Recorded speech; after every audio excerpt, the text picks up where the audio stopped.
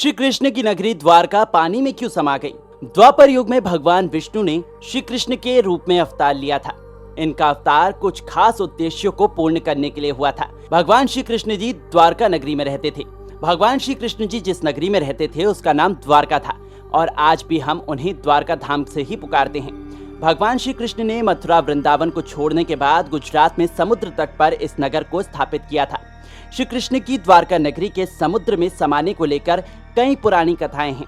तो आखिर श्री कृष्ण की द्वारका नगरी पानी में क्यों डूब गई, इसके बारे में आज हम आपको बताएंगे।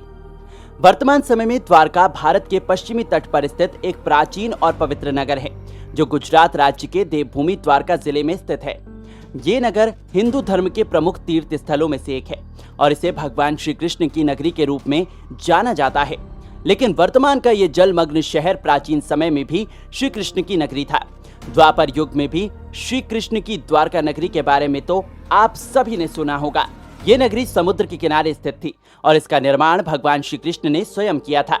ऐसा कहा जाता है कि कौरवों की माता गांधारी और ऋषियों के श्राप के कारण ये नगरी तहस नहस हो गई थी और अंत में आकर समुद्र में समा गई।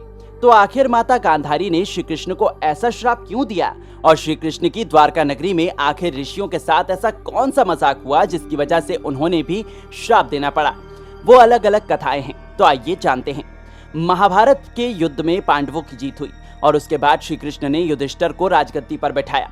युधिष्ठिर का राज्य अभिषेक होने के बाद श्री कृष्ण कौरवों की माता गांधारी से मिलने गए।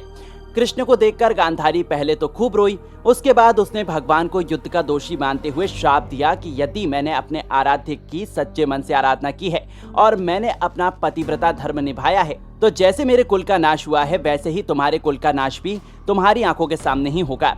ऐसा माना जाता है कि गांधारी के इस श्राप की वजह से ही द्वारका नगरी पानी में समा गई। एक बार की बात है जब मथुरा में जरासंध नाम के राक्षस ने तबाही मचा रखी थी। जरासंध के अत्याचारों को रोकने के लिए श्री कृष्ण ने मथुरा छोड़ दी और गुजरात में समुद्र किनारे दिव्य नगर बसाए। बताया जाता है कि महाभारत के 36 वर्ष बाद द्वारका नगरी समा गई। श्रीमद् भागवत पुराण में श्री कृष्ण के पूरे जीवन की कहानी मिलती है और उसमें द्वारका का भी जिक्र है। वैसे तो द्वारका नगरी के पानी में समा जाने के कई कारण हैं।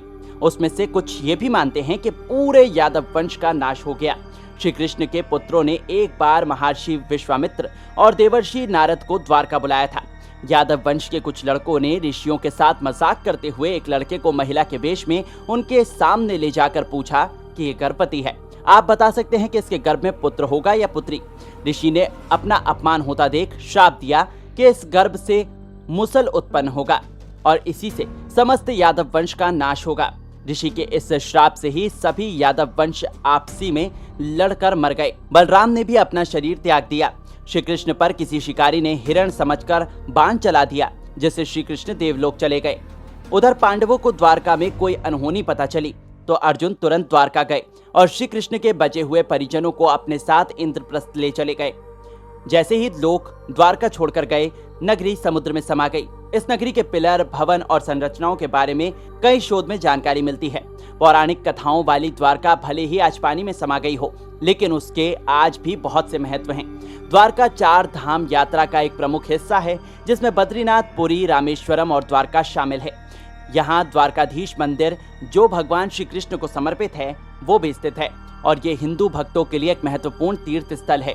गोमती नदी के तट पर स्थित ये मंदिर बेहद पुराना है और इसका आर्किटेक्चरल बहुत यूनिक है। द्वारका के प्राचीन अवशेषों को समुद्र के नीचे खोजा गया है जो इसके प्राचीन नगर होने की कंफर्मेशन करते हैं।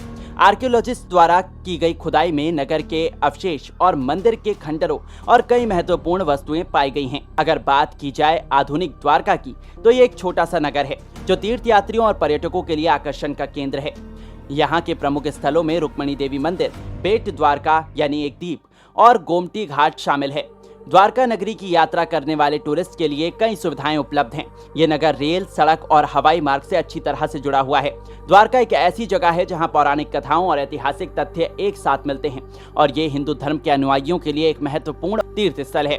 वैसे दोस्तों, आपको क्या लगता है, क्या वाकई द्वारका नगरी समुद्र में समा गई थी और इसके पीछे ऋषि मुनियों और गांधारी का श्राप है या फिर कोई और वजह है?